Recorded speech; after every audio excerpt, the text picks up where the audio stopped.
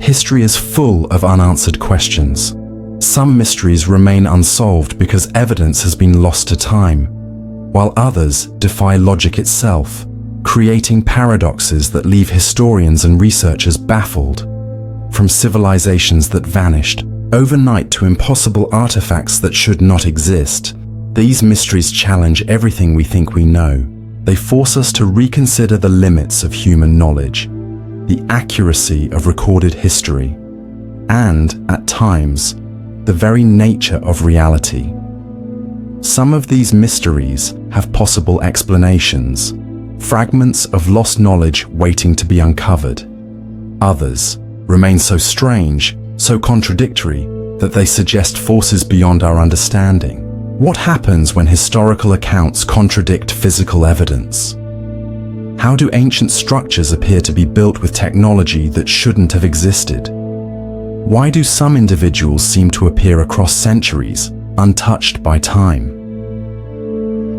Tonight, we explore 25 of history's greatest paradoxes, each one a contradiction, an enigma, an unsolved question that lingers in the past, waiting to be understood. Let's begin.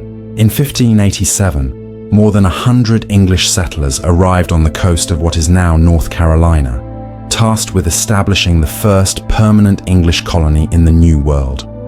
Led by Governor John White, they built homes, planted crops, and prepared for a new life on Roanoke Island. But they were not prepared for what was to come. Within 3 years, they would all vanish, leaving behind no bodies, no graves, and no signs of struggle. When John White returned to England for supplies, he expected to be back within months. But war with Spain delayed his return for 3 years. When he finally arrived in 1590, the settlement was empty. Houses were dismantled, tools were gone, and the colony showed no signs of attack. The only clue left behind was a single word carved into a tree: Croatoan. The Croatoan were a local Native American tribe, but searches of their villages revealed no trace of the English settlers. They had seemingly disappeared, absorbed into the wilderness, leaving nothing behind. No remains, no evidence of conflict, just silence. Historians have debated the fate of the Roanoke colonists for centuries. Some believe they were absorbed into native tribes, abandoning their English identity entirely. Others suggest they were wiped out by disease, starvation, or even attacked by unknown forces. But these theories fail to explain the absence of bodies, weapons, or any clear sign of what happened. If they had been killed, where were the remains? If they had fled, why did they leave behind no personal effects, no notes, no signs of a hurried departure? The mystery deepens when considering later accounts. European settlers who arrived decades later reported rumors of fair-skinned, blue-eyed Native Americans who spoke broken English. Some believe these were descendants of the Roanoke, settlers who had integrated with indigenous tribes, but no conclusive proof has ever surfaced. Even more unsettling are reports of the Croatoan curse. The word Croatoan has appeared in other unexplained disappearances throughout history. It was found in the room where the famous writer Edgar Allan Poe spent his last days before dying under mysterious circumstances. It was scrawled in the diary of the missing pilot Amelia Earhart. It was reportedly linked to other cases where people vanished without a trace. Did the settlers willingly leave, integrating into another culture?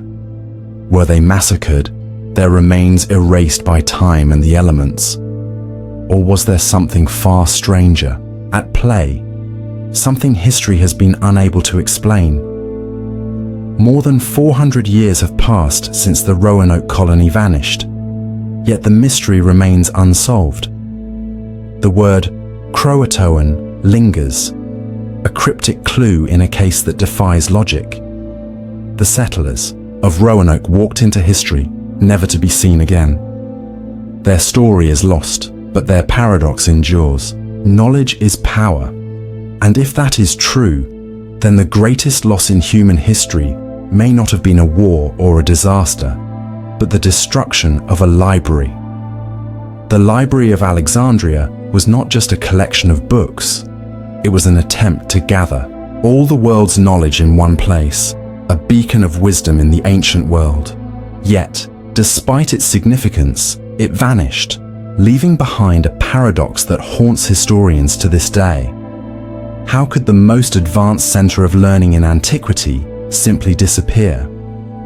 Founded in the 3rd century BCE in Egypt, the Library of Alexandria was said to contain hundreds of thousands of scrolls, texts, and manuscripts from across the known world. It housed the wisdom of the Greeks, the mathematics of the Babylonians, the medicine of the Egyptians, and the philosophies of India. It was a place where scholars, scientists, and thinkers from different civilizations came together to study, exchange ideas, and push the boundaries of human understanding. It was, in many ways, the first great experiment in globalization, an attempt to unify knowledge beyond borders, and then it was gone.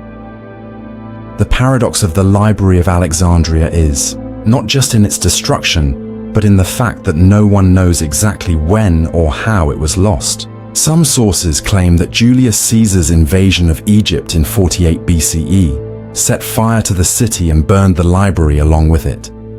Others blame Christian zealots in the 4th century CE, who saw it as a threat to religious doctrine. Some suggest that it was the Muslim conquest centuries later that delivered the final blow. The truth, no one knows for certain. If the library burned in a single catastrophic event, how did so much knowledge vanish without any clear record? If it was lost gradually over time, why do no ancient sources document its decline? The greatest library in the ancient world disappeared, yet there is no definitive historical account of its destruction. It is as if history itself erased it. Even more unsettling is the question of what was lost. Some believe that the library contained knowledge that could have accelerated human progress by centuries. Were there blueprints for technology far ahead of its time? Mathematical theories that could have reshaped science, medical discoveries that could have changed the course of history. There are even theories that the Library of Alexandria held ancient secrets, maps of lands unknown, records of civilizations long forgotten, or even texts hinting at knowledge beyond human comprehension. Some believe that its destruction was not an accident, but an intentional act to suppress wisdom that would challenge the ruling powers of later eras. But perhaps the greatest paradox is this: even though the library was lost, some of its knowledge still survived. Scattered across different cultures, hidden in fragments that later shaped the Renaissance and the modern world. Some scrolls may have been taken by scholars before the destruction, others copied and preserved in secret. The spirit of the Library of Alexandria lives on in every effort to collect and protect human knowledge. Yet the question remains: what wisdom was erased forever? What truths were lost to history, never to be rediscovered?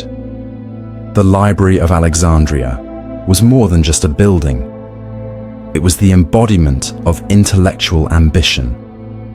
And its disappearance serves as a haunting reminder that knowledge, no matter how vast, can be fragile.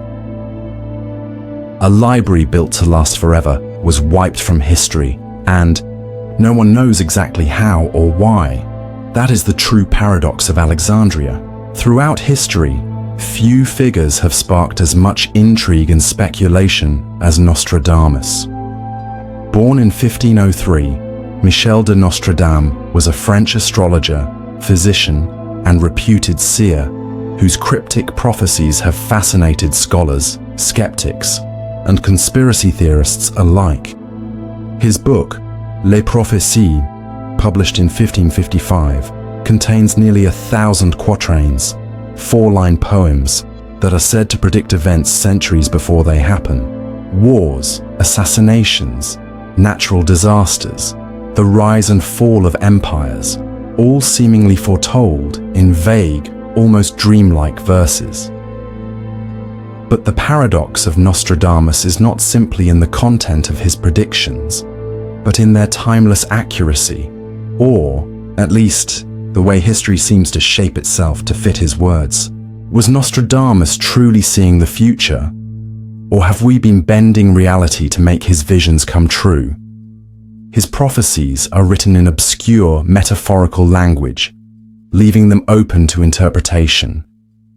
Yet, some of his most famous predictions appear eerily precise. His quatrains have been linked to the Great Fire of London in 1666, the rise of Napoleon and Hitler, both world wars, the assassination of John F. Kennedy, the moon landing, and even the September 11th attacks. One of his most well-known prophecies reads, "From the depths of the west of Europe, a young child will be born of poor people. He who by his tongue will seduce a great troop. His fame will increase towards the B, realm of the East." Many interpret this as a prediction of Adolf Hitler's rise. The references to Western Europe and a powerful orator seem to match Hitler's origins and persuasive speeches. Nostradamus even mentioned the name Hyster in another prophecy, a word suspiciously close to Hitler. But was this truly a glimpse into the future, or simply a coincidence shaped by hindsight? Skeptics argue that Nostradamus's writings are vague enough to be retrofitted to almost any major event. His quatrains rarely provide specific names, dates, or places, allowing people to apply them to different historical contexts. Others suggest that we unconsciously reshape history to fit the prophecies, that Nostradamus did not predict the future, but rather, we interpret the past in ways that make his words seem prophetic. This paradox raises a fascinating question. If a prediction influences the way people interpret events, does it create a self-fulfilling prophecy? If Nostradamus had never written his quatrains, would history have unfolded differently? Did his cryptic words subtly shape decisions, fears, and expectations across centuries?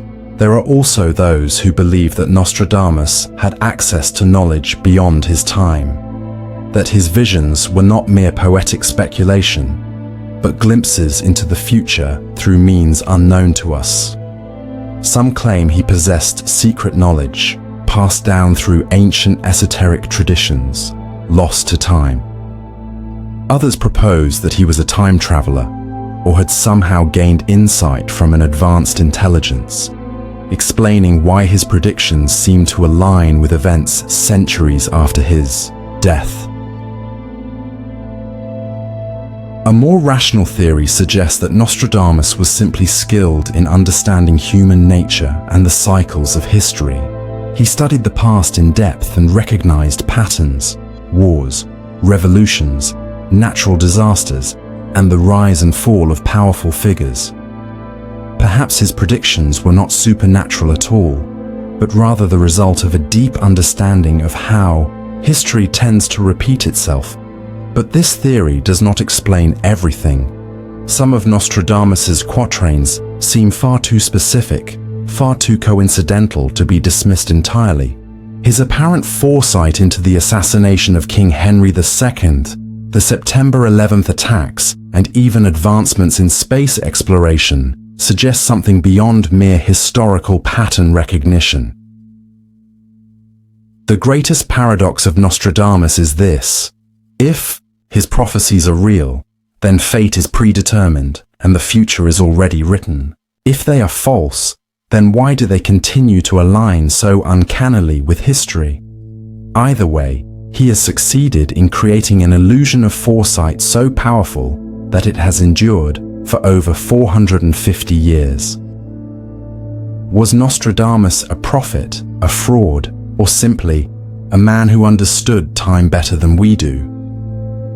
The answer remains hidden in the depths of history, much like his quatrains themselves, waiting as if for the next event to prove them right. Throughout history, there have been whispers of individuals who seem to defy time itself. Men and women who appear across centuries, untouched by age, resurfacing in different eras under different names. Among these elusive figures, one name stands out: the Count of Saint-Germain. A man whose origins are unknown, whose age is untraceable, and whose presence has been reported in multiple periods of history, spanning over 300 years.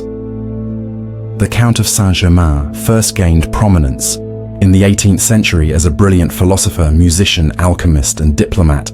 He was fluent in multiple languages, possessed extraordinary intelligence, and claimed to have knowledge of historical events that had happened long before his supposed birth. He was rumored to have mastered chemistry, painting, and music at an impossibly young age.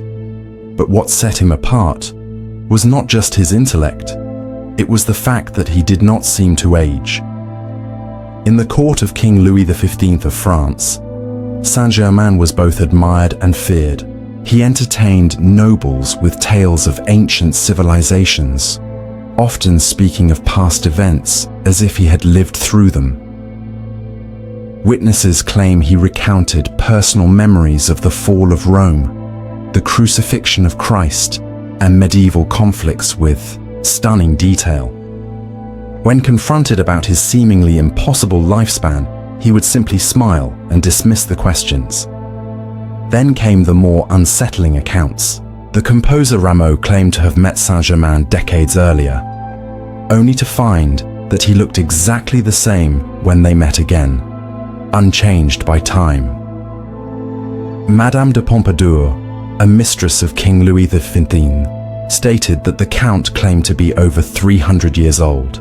Voltaire, the famous philosopher, described him as a man who knows everything and never dies. Despite these astonishing claims, there was no record of his birth, no confirmed account of his family or lineage. He moved through European society like a ghost, never staying in one place for too long, always disappearing before his presence could be fully understood. The mystery deepened when reports of him continued long after his supposed death. In 1784, official records stated that the Count of Saint-Germain had died in Germany.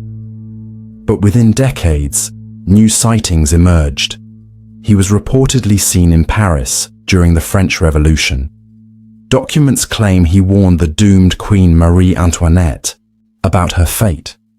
He allegedly met with the infamous occultist Cagliostro, who referred to him as the Eternal Wanderer.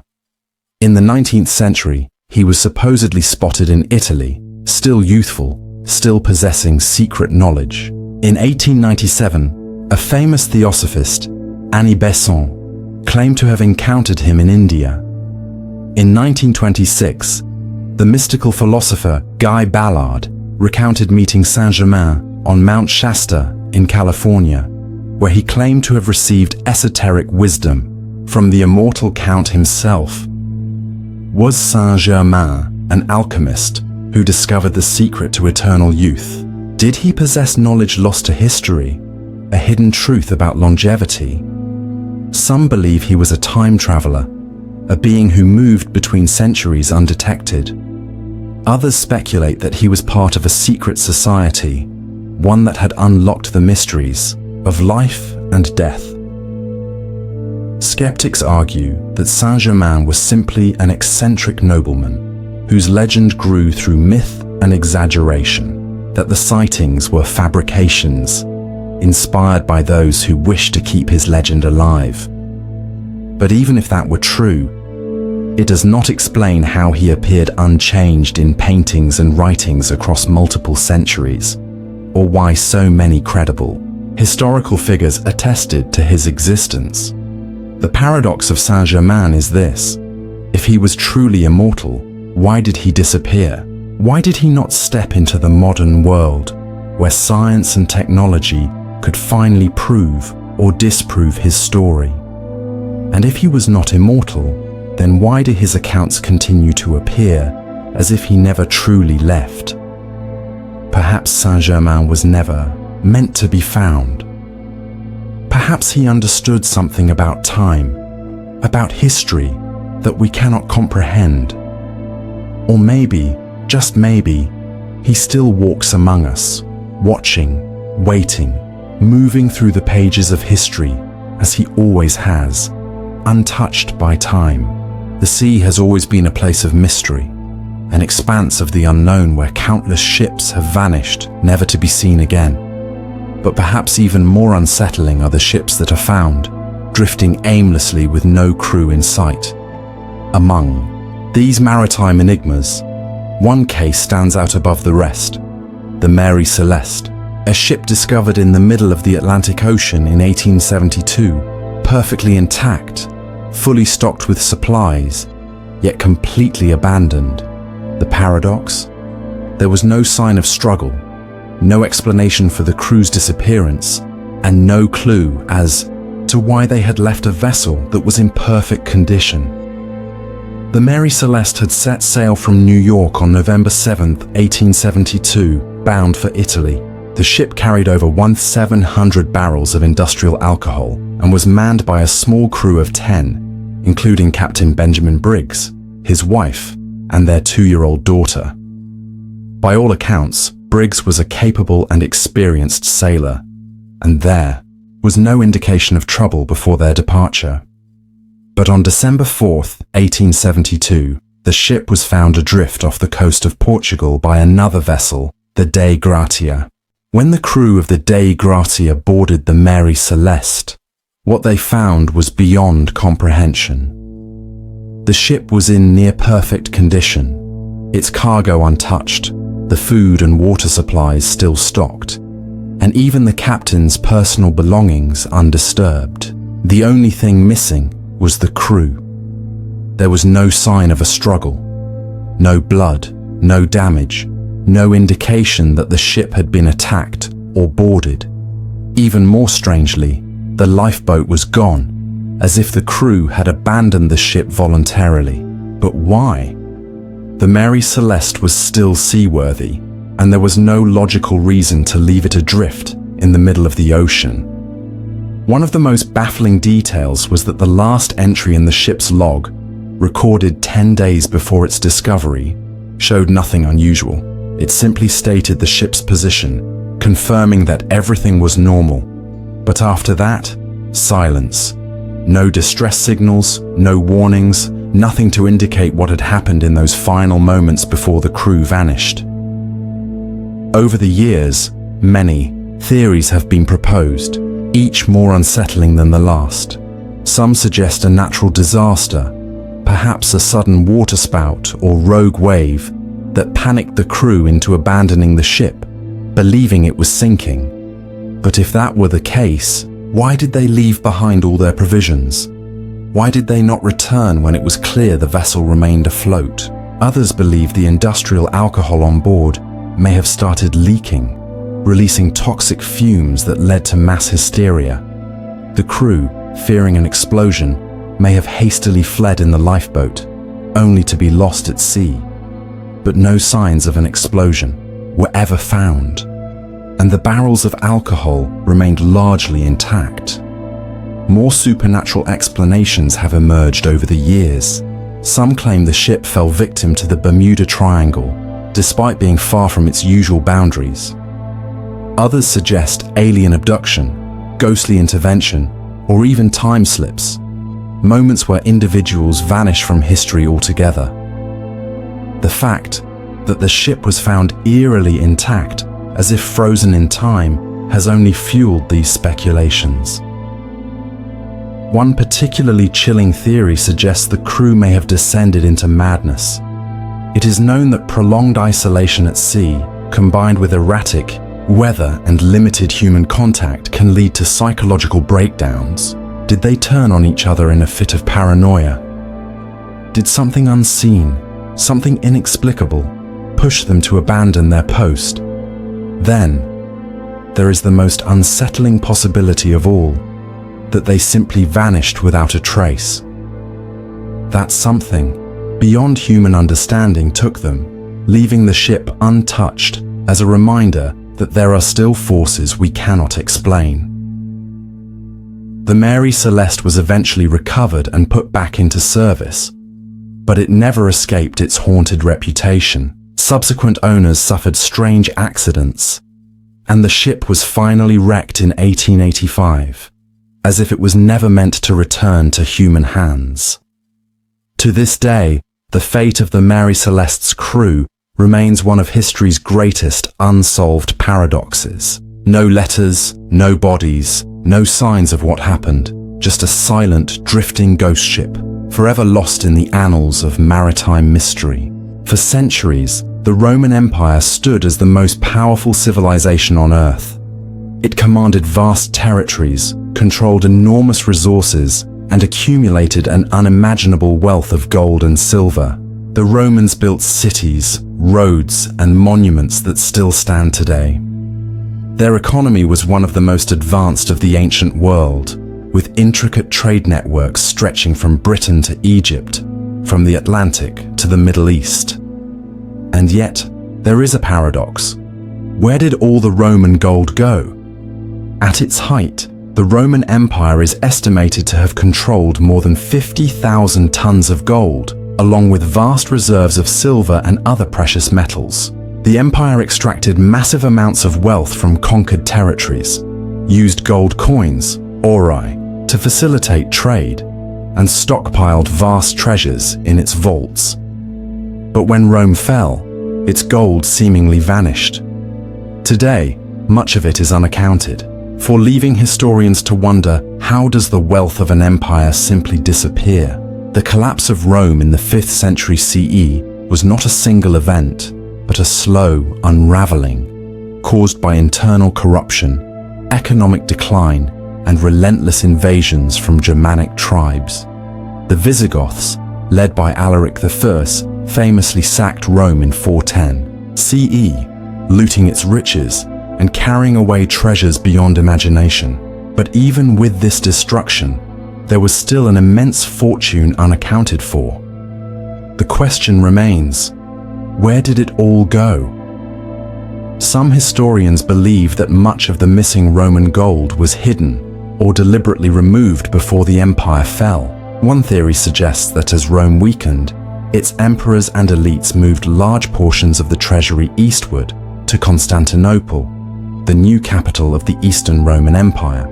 However, while the Eastern Empire did survive for nearly another 1,000 years as the Byzantine Empire, records do not account for the enormous amounts of wealth once held by Rome.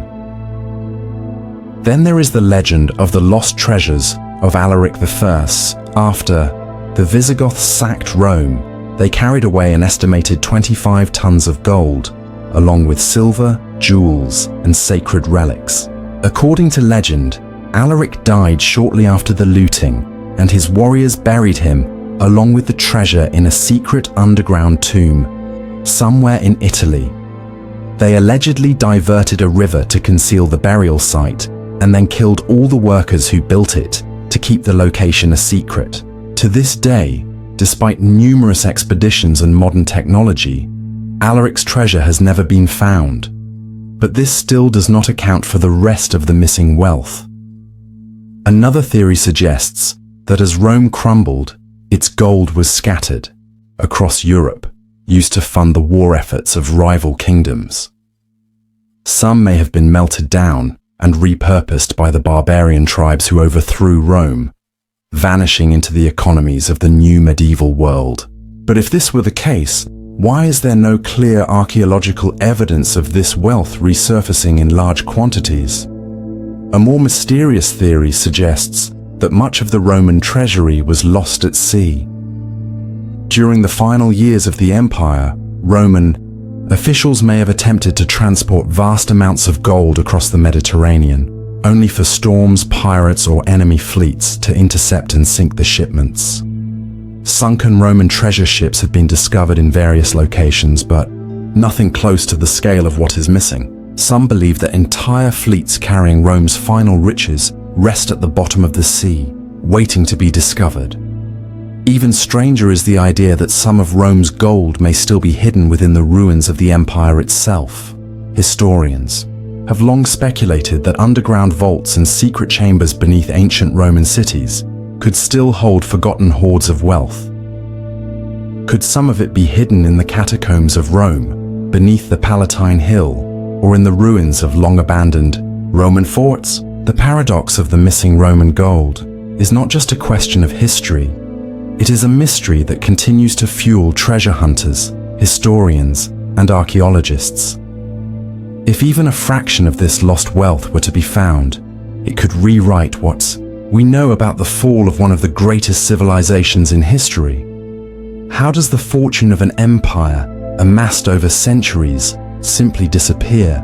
Did it sink into the depths of the sea, vanish into the hands of warlords, or remain hidden beneath layers of earth, waiting for the right moment to be uncovered? Until that day comes, the missing gold of the Roman Empire remains one of history's greatest unsolved mysteries. For centuries, ancient Egypt has fascinated historians, archaeologists, and seekers of the unknown. Its towering pyramids, intricate hieroglyphs, and preserved mummies have fueled speculation about a civilization that seemed to defy time itself. But among all the mysteries of Egypt, none is more chilling than the curse of the Pharaohs, a legend that suggests that disturbing the resting places of Egypt's ancient rulers brings death and misfortune to those who dare.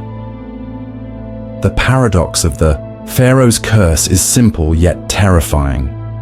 Why have so many people connected to Egyptian tombs met untimely and mysterious deaths? Is it mere coincidence, or is something truly supernatural at play? The legend of the curse gained international fame in 1922, when British archaeologist Howard Carter discovered the tomb of King Tutankhamun, one of the most well-preserved royal burial sites ever found. For centuries, Tutankhamun's tomb had remained hidden, untouched by grave robbers. But upon its discovery, eerie warnings began to surface. One of the most famous was an inscription said to be found near the tomb's entrance. "Death shall come on swift wings to those who disturb the king's peace." Many dismissed it as superstition, but what followed was a series of deaths and strange occurrences that defied logic. The first to die was Lord Carnarvon, the financial backer of the expedition. Just months after the tomb was opened, he suffered a sudden mosquito bite that became infected. Within days, he was dead. Strangely, on the night of his death, Cairo experienced a mysterious blackout, and his beloved dog, back in England, dropped, dead at the exact same moment. Then, more deaths followed. Sir Archibald Douglas Reed, the radiologist who X-rayed Tutankhamun's mummy, died shortly after handling the remains. Arthur Mace, another key member of the excavation team, died of suspected poisoning. Hugh Evelyn White, a British archaeologist who worked at the site, took his own life, reportedly writing in a letter that he had been cursed. By 1929, over 20 people connected to the tomb had died under strange circumstances, many from infections, sudden illnesses, and unexplained accidents.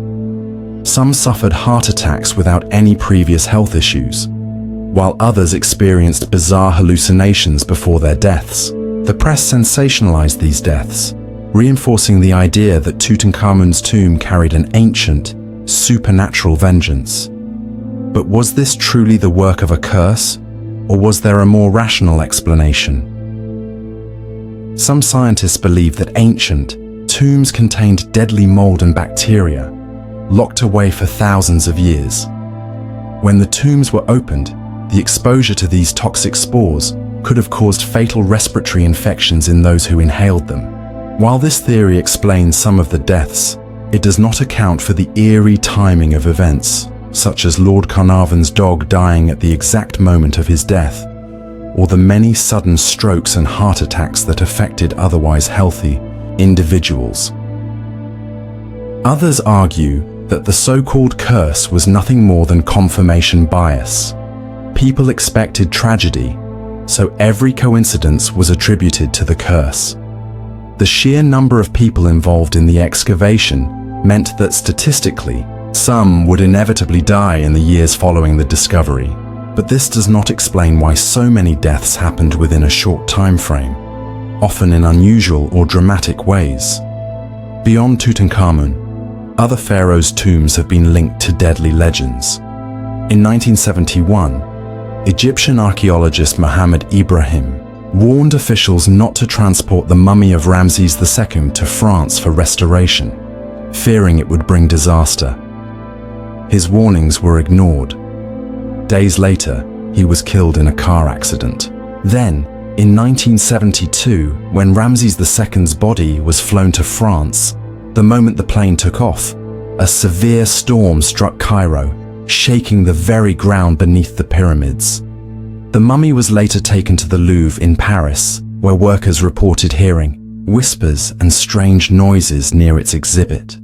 Was it all coincidence, or were the pharaohs making their displeasure known? Even more chilling, in 2004, Egyptian archaeologist Zahi Hawass relocated 2 mummies of children from an ancient tomb.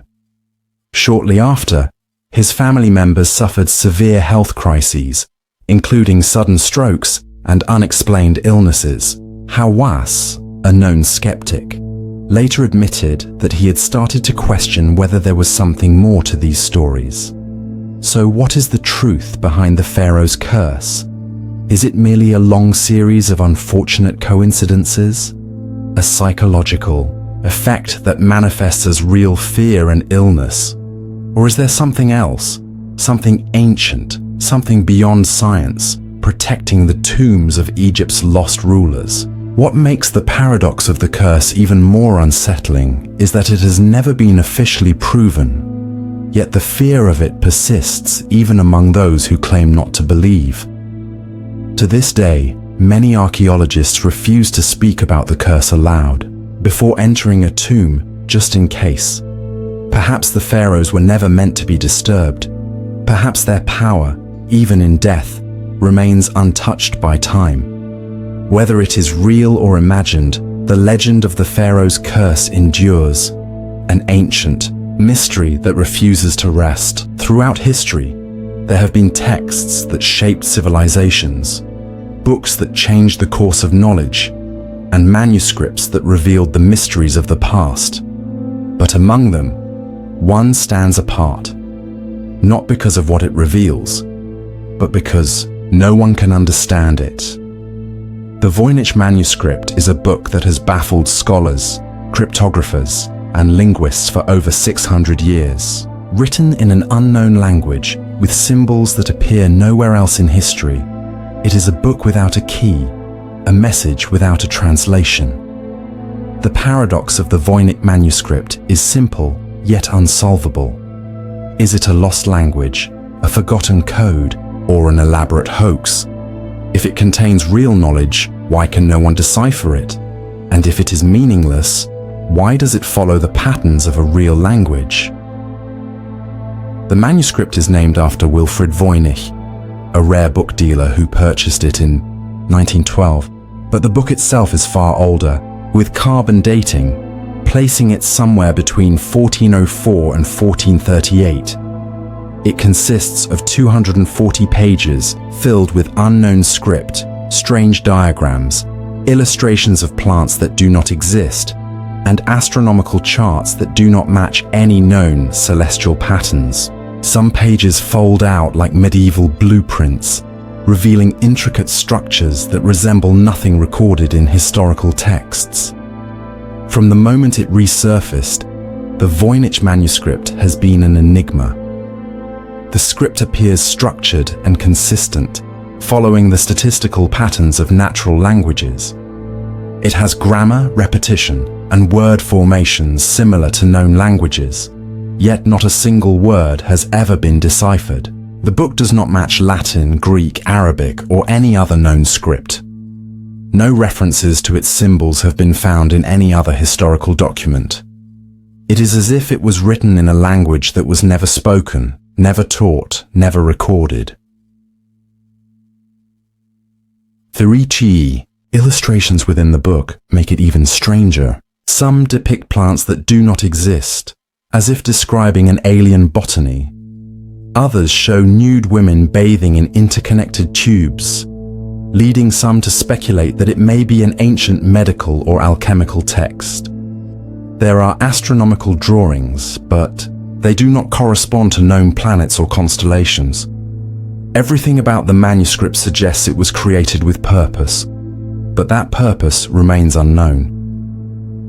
Many theories have emerged over the years. Some believe it is a lost medical text, written in a secret code to protect ancient healing knowledge. Others suggest it is a heretical work, encoded to escape religious persecution during the medieval period. Some argue it could be the work of an eccentric genius, creating an elaborate language purely as an intellectual exercise. Then there are the more bizarre theories. Some suggest it was dictated by an unknown intelligence, possibly an alien civilization or an advanced lost society. Others believe it could be the work of a time traveler, a book written in a language that does not yet exist, but will emerge in the distant future. The possibility of it being a hoax has been explored, but no evidence suggests that it was deliberately made to deceive. Most medieval forgeries were written in existing languages to mimic real texts. The Voynich manuscript, however, is unique. It contains the complexity of a real language without actually being one. If it were a meaningless fabrication, why does it follow the natural rules of linguistic structure? Why does it contain consistent grammatical rules, repeated patterns, and structured paragraphs? Over the last century, some of the world's most brilliant code breakers, including those who worked on World War II encryption and the modern CIA, have attempted to decode it. Every known method of cryptanalysis has failed. Artificial intelligence has been used to analyze the script, and even with modern computing power, it remains unreadable. In 2018, a researcher claimed to have deciphered part of the text, suggesting it was written in a lost Romance language, possibly a form of medieval Proto-Spanish. But this claim was met with skepticism, as no other experts have been able to replicate the translation. The mystery remains as impenetrable as ever. So what is the Voynich manuscript?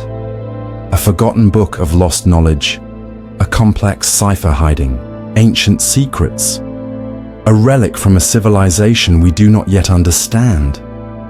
Or is it something even stranger, a message that was never meant to be read? The paradox of the Voynich manuscript is that it should be solvable, yet it defies every attempt at understanding. It exists, it follows the rules of language, it appears to communicate something, and yet it remains silent. For now, the Voynich manuscript sits in the Yale University Library, locked in glass, waiting for the day when someone, somewhere, finds the missing key. Until then, it remains one of history's greatest and most unsettling mysteries, a book that speaks, yet refuses to be understood. Throughout history, there have been eerie tales of people encountering their own doubles, ghostly lookalikes that appear in impossible places, sometimes moments before disaster strikes. These mysterious apparitions, known as doppelgängers, have terrified kings, poets, and even scientists. But one of the most unsettling accounts comes from Catherine the Great, the formidable Empress of Russia, whose encounter with her own ghostly double left even her iron will shaken. Catherine the Great was a ruler unlike any other. She expanded. The Russian Empire modernized its institutions and reigned with intelligence and ruthlessness. She was not known for being superstitious. She valued reason, science, and logic. But even she could not explain what happened one night in the Winter Palace of St. Petersburg. The legend goes that, one evening, Catherine was in her chambers when she heard a commotion among her guards. When she demanded an explanation, the soldiers, visibly shaken, reported something impossible. Catherine was already sitting on the imperial throne. Confused, she rushed to the throne room. What she saw defied reason. Sitting on her throne was herself, her exact double, identical in every way. It was not a reflection, not a shadow, but a second Catherine, silent and staring ahead. Her guards stood frozen, unsure of what to do. Some sources claim that Catherine, unafraid, ordered them to shoot the apparition, but the bullets had no effect. Others say that before she could act, the ghostly double vanished on its own, fading into nothingness. At first, Catherine dismissed the incident as a strange illusion, but within weeks of seeing her doppelganger, she suffered a fatal stroke and died soon after. Was it merely coincidence, or did her phantom double truly serve as an omen of her impending death? The paradox of Catherine's doppelganger is one that has repeated itself throughout history. Countless figures have reported seeing their doubles before great misfortune or death. Abraham Lincoln allegedly spoke of seeing his reflection in a mirror. Except one face looked pale and ghostly. His wife, Mary Todd Lincoln, believed this meant he would not survive his second term. He was assassinated soon after. The German poet, Johann Wolfgang von Goethe, claimed he once saw his own double, wearing unfamiliar clothes, walking toward him. Years later, he found himself wearing the exact outfit he had seen on his ghostly twin, in the exact place where he had seen it. It was as if he had glimpsed his own future. So what are doppelgangers? Are they supernatural warnings of fate? Do they exist in the realm of quantum physics, where multiple versions of ourselves exist simultaneously in different dimensions? Some researchers suggest that doppelganger sightings may be a psychological phenomenon, a hallucination caused by stress, exhaustion, or neurological conditions. The brain, in moments of extreme strain, may project an image of itself. Yet, this does not explain why so many cases of doppelgangers occur before death or disaster. If they are mere hallucinations, why do they seem to serve as omens? Why do they appear to multiple people at the same time, as in Catherine's case? The mystery of the doppelganger is one that has persisted across cultures and centuries.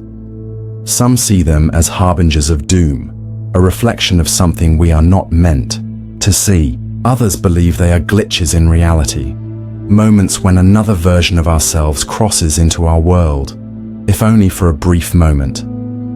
Whatever the truth may be, Catherine the Great was one of history's strongest rulers.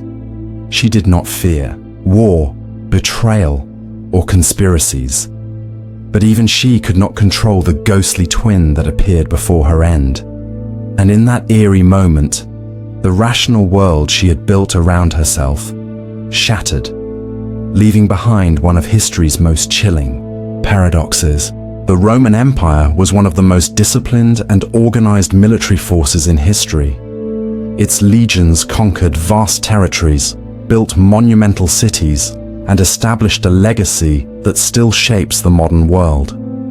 Yet among all its great military feats, one mystery stands unsolved: the disappearance of the 9th Roman Legion. How does an elite force of 5,000, 6,000 men, trained in the art of war, completely vanish without a trace? No records of battle, no known graves, no remnants of their once mighty presence.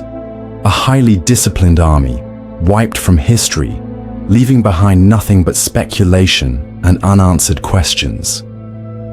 The Legio IX Hispana, or the 9th Legion, was one of Rome's most famous military units, serving in Spain, Germany, and across the empire. By the early 2nd century CE, it was stationed in Britain, helping to secure Roman control over the rebellious northern tribes. The last confirmed record of the 9th Legion places it in Eboracum, modern-day York, around 108 CE. Then, it simply disappears. For centuries, Historians have tried to uncover its fate. Some believe that the 9th Legion marched into Caledonia, modern-day Scotland, where they met an enemy unlike any they had faced before. The Picts, fierce warriors who used guerrilla tactics, may have ambushed the Legion deep in enemy territory, without reinforcements, without escape. Did Rome's most disciplined soldiers perish in the misty highlands, their bodies swallowed by the land? If so, why is there no archaeological evidence, no weapons, no armor, no mass graves? Others argue that the 9th Legion did not disappear, but was simply relocated.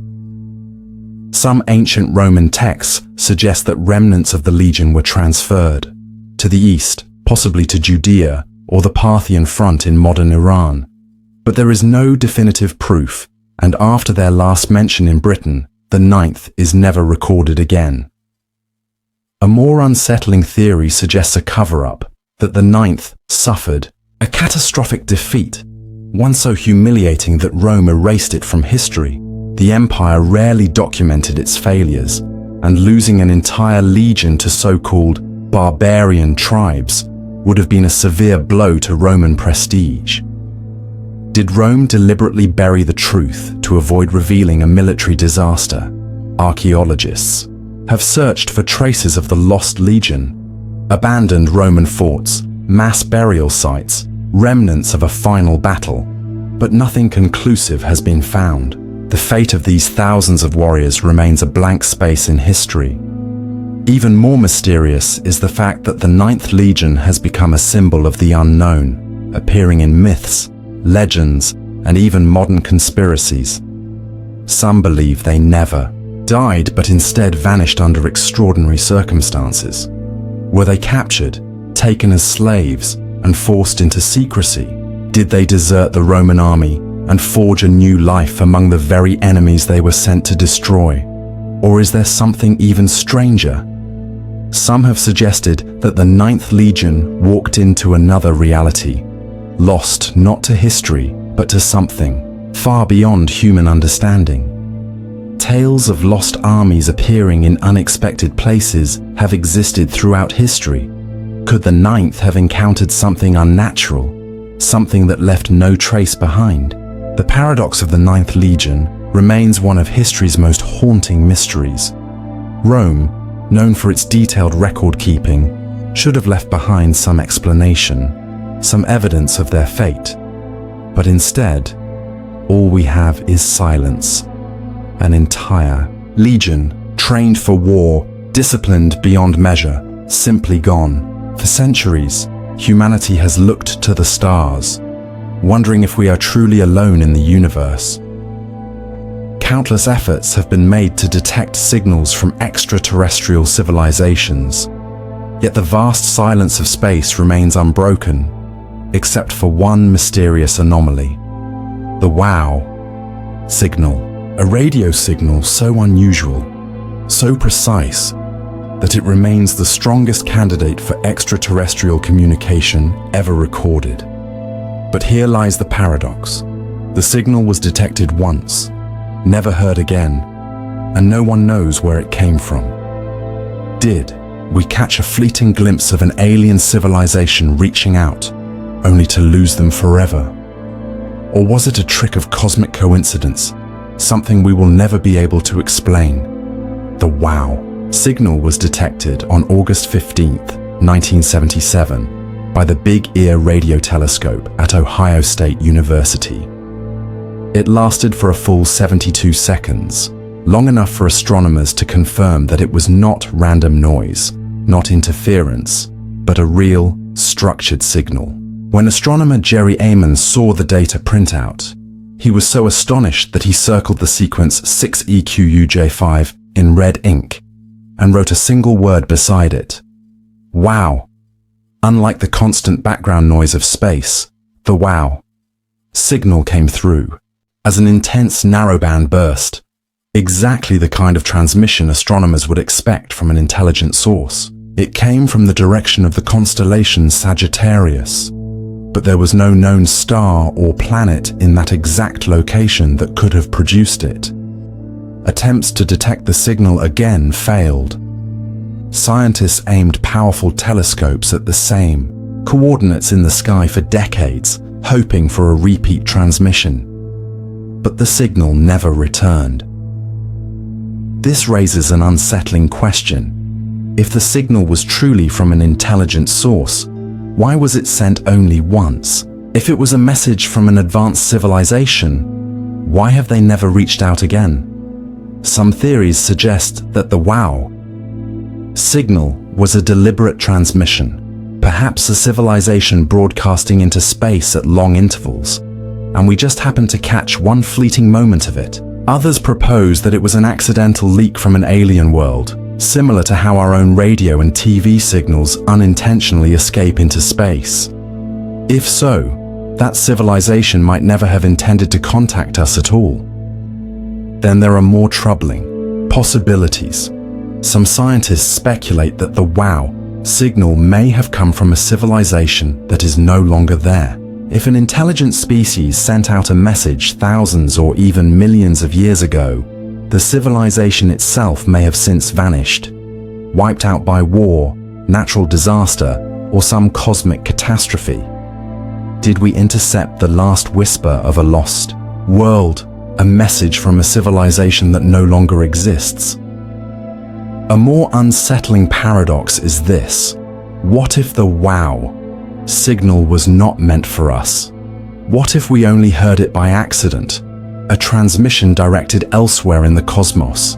Could we have unknowingly eavesdropped on an interstellar conversation between two distant civilizations? If so, why has no other signal ever been detected? Of course, some skeptics argue that the WOW signal had a terrestrial origin, possibly a signal bouncing off a satellite or an unknown space anomaly. However, no definitive explanation has been found that fits the pattern and intensity of the transmission.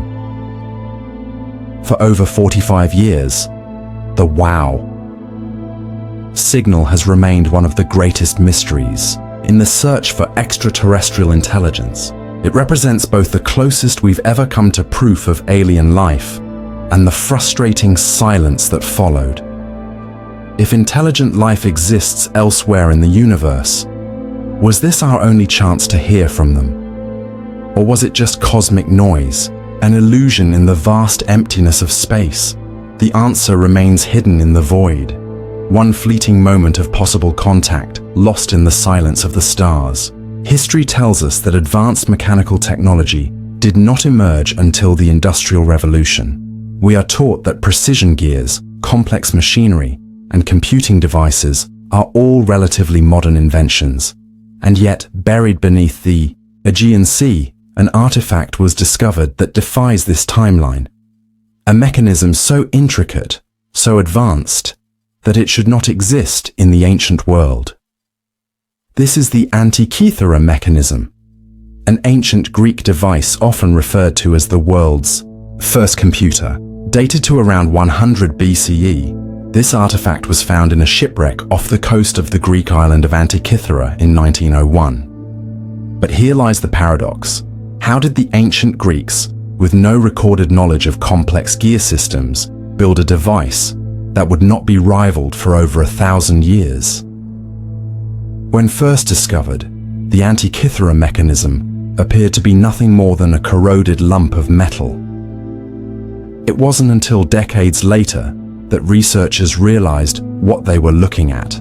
A gear-driven device of unimaginable complexity for its time. Using modern X-ray imaging, scientists uncovered over 30 finely crafted bronze gears, layered within a compact wooden and bronze casing.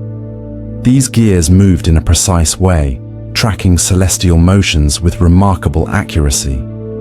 But how was this even possible? The mechanism was designed to predict astronomical positions, eclipses, and even the cycles of the Olympic Games, with a level of accuracy that should have been beyond the capabilities of ancient civilizations.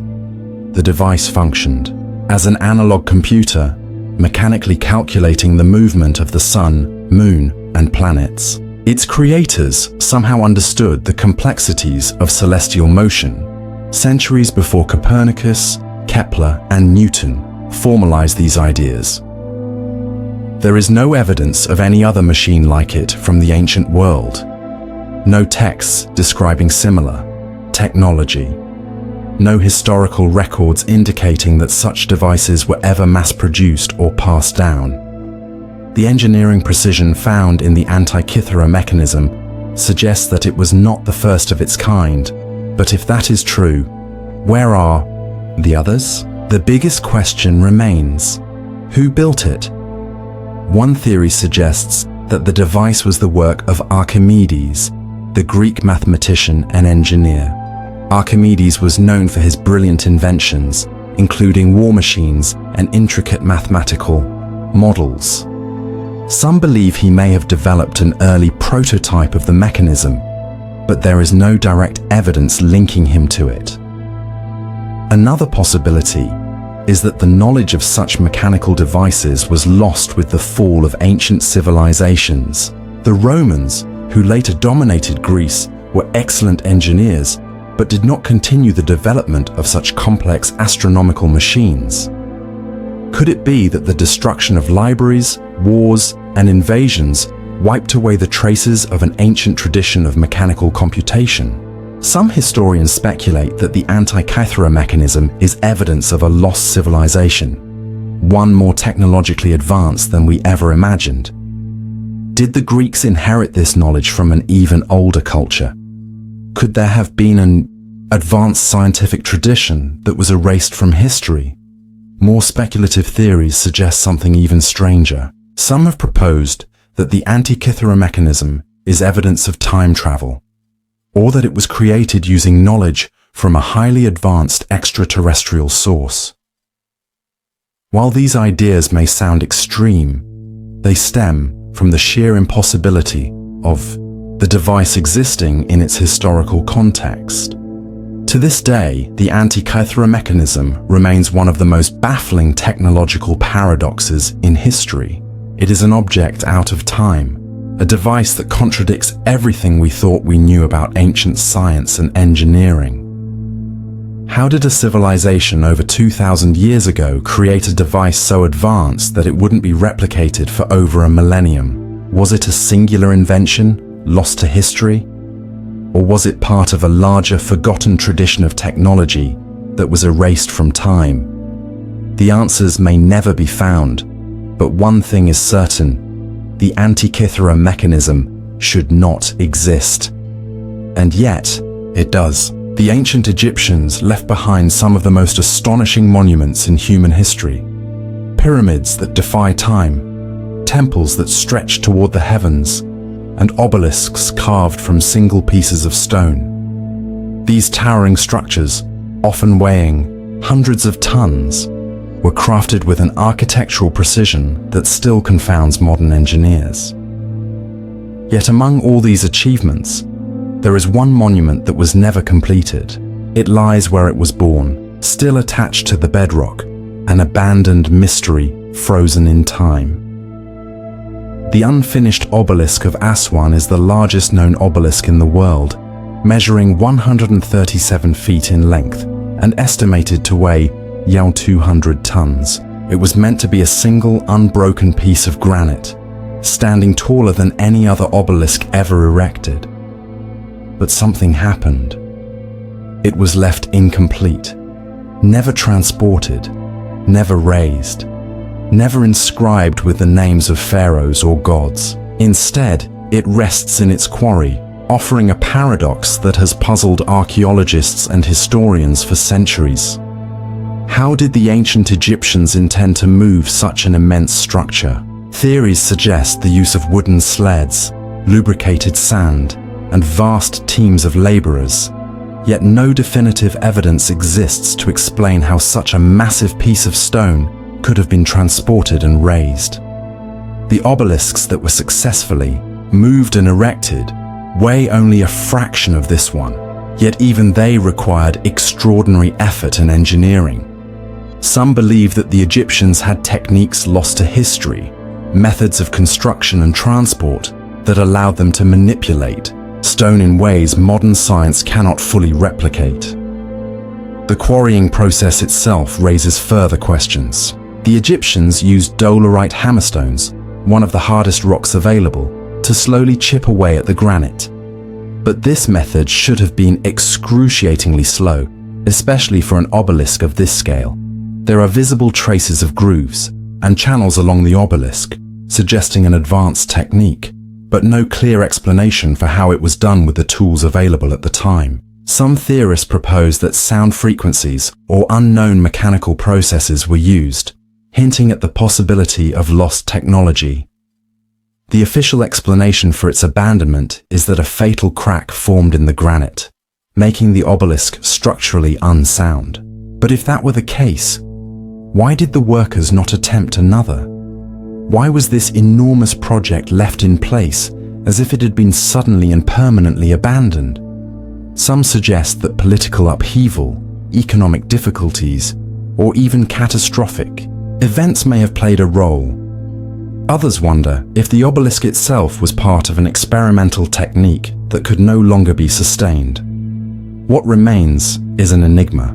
The unfinished obelisk should have been an achievement beyond all others, yet it was left to the sands of time. Its existence hints at knowledge that has been forgotten, skills that were once commonplace but are now beyond our reach. It is a monument not to what was built, but to what was lost. The paradox remains, carved in stone, waiting for answers that may never come. For nearly 2 centuries, the Knights Templar stood as one of the most powerful and enigmatic military orders in history. They were warriors, monks, and financiers, trusted by kings and feared by their enemies. They fought in the Crusades, accumulated vast wealth, and built an extensive network across Europe and the Holy Land. Then, almost overnight, they vanished. The paradox of the Knights Templar lies in their abrupt downfall. How does an organization that once commanded armies, controlled entire economies, and held influence over monarchs suddenly collapse? Was it betrayal, greed, or something far more mysterious? Their disappearance remains one of history's greatest puzzles, sparking theories of hidden treasures, secret societies, and knowledge too dangerous for the world to know. In the early 14th century, the Templars were at their peak, but their power had made them many enemies. King Philip IV of France, heavily in debt to the order, saw them as a threat. With the support of Pope Clement V, he orchestrated a brutal purge. On Friday, October 13th, 1307, Templars across France were arrested on charges of heresy, blasphemy, and devil worship. This date, many believe, is the origin of the superstition surrounding Friday the 13th. Under torture, many knights confessed to bizarre crimes, spitting on the cross, worshipping a mysterious idol called Baphomet, and engaging in secret rituals. Whether these confessions were true or forced remains debated, but the damage was done. The Templar Grand Master, Jacques de Molay, was burned at the stake in 1314, cursing both the king and the pope as he died. Within months, both men were dead, fueling rumors that the Templars had knowledge or power that extended beyond the physical world. But the true mystery lies in what happened next. The Templars' vast treasury, rumored to contain gold, relics, and sacred artifacts from Jerusalem, was never found. When the French authorities raided Templar strongholds, they expected to seize unimaginable wealth. Instead, they found empty vaults and abandoned castles. The order's ships disappeared from port, and thousands of knights fled into exile. Where did they go? Some believe the surviving Templars escaped to Scotland, where they found refuge with the excommunicated King Robert the Bruce.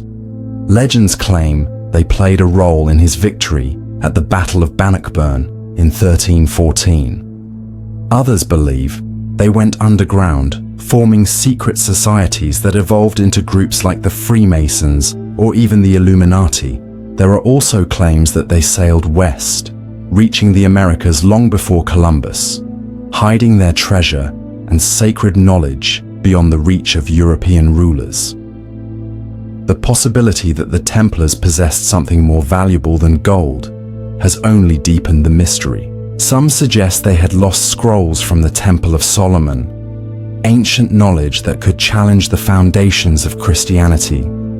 Others speculate they guarded the Holy Grail, the Ark of the Covenant, or even proof that Christ's true history was different from the biblical accounts. If they had such secrets, it would explain why powerful rulers sought to erase them from history. Despite their official suppression, symbols and traces of the Templars still appear in unexpected places. Their crosses and emblems have been found in medieval churches, hidden tunnels, and even on gravestones of later secret organizations. The Catholic Church, after centuries of silence, officially absolved the Templars in 2007, acknowledging that the charges against them were false. But by then, the order had already become one of history's greatest enigmas. The paradox remains: how does one of the world's most powerful organizations disappear without a trace? Did the Templars truly die out, or did they transform into something else? Something still influencing the world today? Their legacy endures in myth and speculation, a shadowy presence in history that refuses to be forgotten. Deep in the jungles of Cambodia lies one of the most astonishing architectural wonders in history, Angkor Wat. Built in the 12th century by the Khmer Empire, it was once the largest and most sophisticated city in the world, covering nearly 400 square kilometers.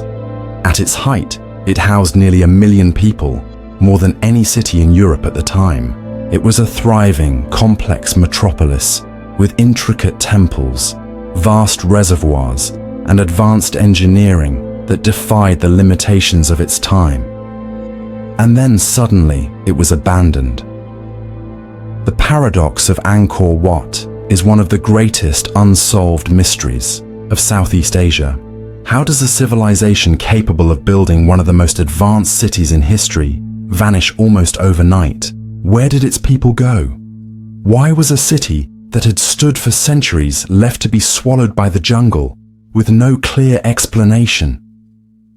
For years, historians believed the fall of Angkor was the result of war.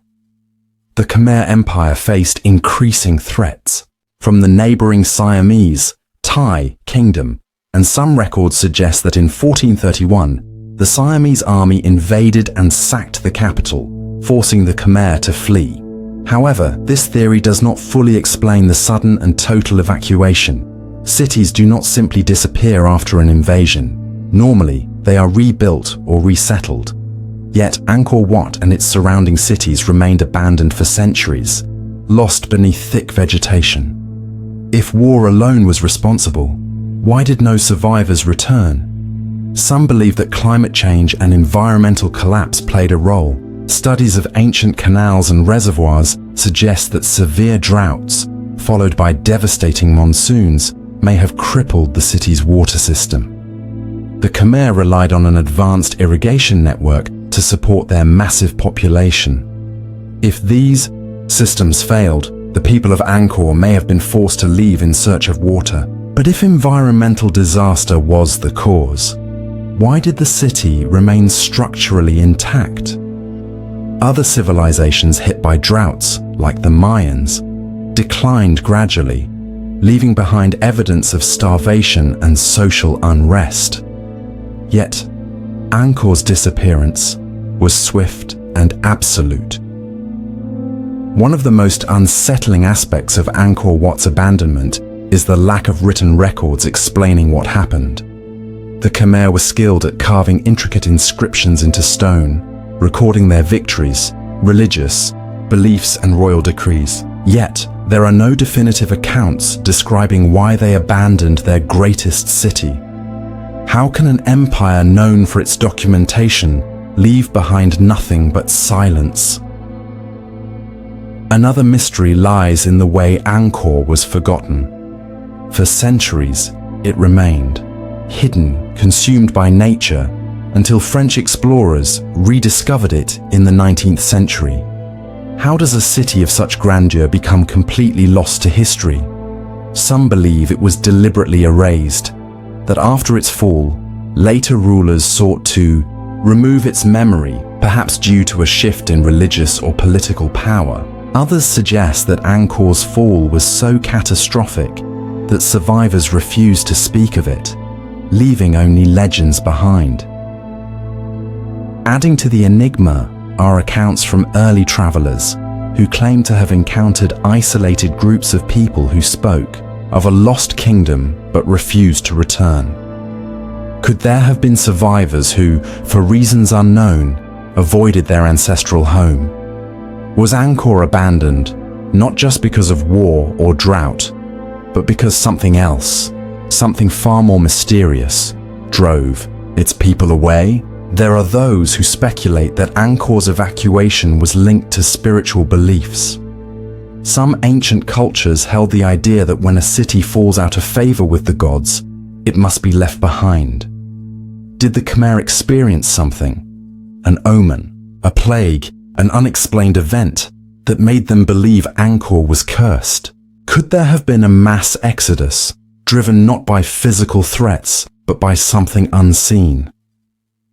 The paradox of Angkor Wat's sudden abandonment remains one of the most haunting, unsolved mysteries in history. A city of staggering beauty and engineering, brilliance, left to be swallowed by the jungle without explanation. Theories continue to emerge, but no answer fully accounts for how an empire so mighty could simply fade into legend. Angkor was once the heart of a vast civilization. Now it stands as a silent testament to the unknown. High in the Bolivian Andes, at an altitude of over 12,000 feet, lies one of the most enigmatic archaeological sites on Earth, Puma Punku. Part of the larger Tiwanaku complex, Puma Punku is a collection of massive stone blocks, some weighing over 100 tons, scattered across a landscape that suggests they were once part of an incredibly advanced structure. These blocks are not just large, they are precisely cut, with smooth surfaces, perfectly drilled holes, and interlocking shapes that resemble modern prefabricated technology. The problem? Puma Punku was built over 1,500 years ago by a civilization that had no written language, no advanced tools, and no apparent means of moving such massive stones. The paradox of Puma Punku is simple. How did an ancient civilization create structures so precise that even modern engineers struggle to explain them? Mainstream archaeology attributes Puma Punku to the Tiwanaku culture, which thrived between 500 and 1000 CE. According to this view, the massive stone blocks were carved using primitive tools, such as stone hammers and chisels, and transported using wooden rollers or ropes. But this explanation raises more questions than it answers. The stones at Puma Punku are not made of soft materials like limestone or sandstone. They are primarily andesite and red granite, some of the hardest types of rock on Earth. Even today, cutting and shaping andesite requires diamond-tipped tools or powerful machinery. How could a civilization with no known metallurgy or wheel technology achieve such precision? One of the most perplexing aspects of Puma Punku is the perfectly cut H-shaped blocks that fit together like pieces of a puzzle. These stones have uniform grooves and right angles so precise that even laser-guided equipment would be needed to replicate them today. Some of these blocks have drilled holes that are so clean and evenly spaced that they suggest the use of advanced boring tools, technology that should not have existed in South America at the time. The level of engineering sophistication found at Puma Punku is comparable to modern machining, yet history tells us that this civilization lacked even the most. basic tools to achieve such precision. Moving the stones presents another unsolved mystery. Some of the blocks weigh between 100 and 150 tons. Yet Pumapunku sits at an altitude where trees are scarce, meaning the conventional explanation of using wooden rollers becomes unlikely. There is no evidence of large-scale ramps or infrastructure that could have transported the stones from quarries over 50 miles away. Even today, engineers struggle to move such large blocks without modern cranes and transport vehicles. What makes Pumapunku even more baffling is the lack of historical records or oral traditions explaining its construction. Most great ancient structures, like the pyramids of Egypt or the temples of Angkor Wat, have myths and legends surrounding their creation. But the indigenous people of the region, including the Inca, claimed that Pumapunku was already there when they arrived. According to local legends, the site was built in a single night by the gods, beings of immense power who descended from the sky. This has fueled speculation that Pumapunku is evidence of a lost civilization with knowledge far beyond its time. Some researchers suggest that the Tiwanaku people inherited the ruins from a much older, unknown culture, one that may have existed before recorded history. Others propose that Pumapunku is a remnant of a pre-Ice Age civilization that was wiped out in a global catastrophe, much like the fabled Atlantis. More controversial theories suggest extraterrestrial involvement, pointing to the incredible precision of the stonework as proof of advanced technology beyond human capability at the time. The idea that Pumapunku was built with the help of beings from another world has been dismissed by mainstream scholars, yet the engineering feats remain unexplained by conventional archaeology. Despite decades of study, no one has been able to fully reconstruct Pumapunku or explain how it was built with the tools available at the time. Attempts to replicate the stone-cutting techniques using ancient methods have failed, further deepening the mystery. The site appears to represent a level of technological sophistication that should not have existed in South America over 1,000 years ago. The paradox of Pumapunku remains one of the greatest enigmas of the ancient world.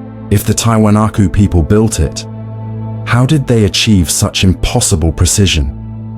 If they inherited it, who were the true builders? And if history is wrong about Pumapunku, what else might we have misunderstood about our past?